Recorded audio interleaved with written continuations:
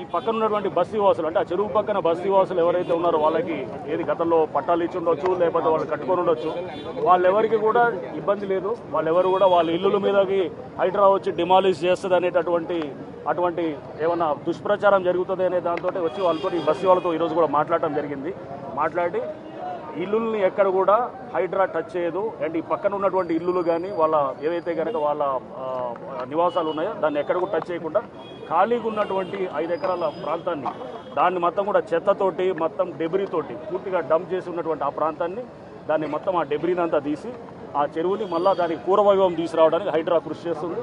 దీనికి లీగల్గా కూడా ఉన్నటువంటి అన్ని కూడా అంశాలు మా లీగల్ అడ్వైజర్ ఆధ్వర్యంలో కూడా అట్లానే మేము ఇక్కడ అధికారులందరితో కూడా పలు దఫాలుగా మీటింగ్లు పెట్టడం జరిగింది. దీంట్లో రెవెన్యూ వాళ్ళు, ఇరిగేషన్ వాళ్ళు అండ్ అట్లానే హైడ్రా అధికారులు, లీగల్ టీము అందరూ కూడా దీని మీద దాదాపు 5-6 సందర్భాల్లో మీటింగ్ పెట్టి హనుమంతరావు గారు ప్రత్యేకంగా దీని గురించి వారు 2-3 సార్లు మమ్మల్ని కలవటం జరిగింది, వి హనుమంతరావు గారు.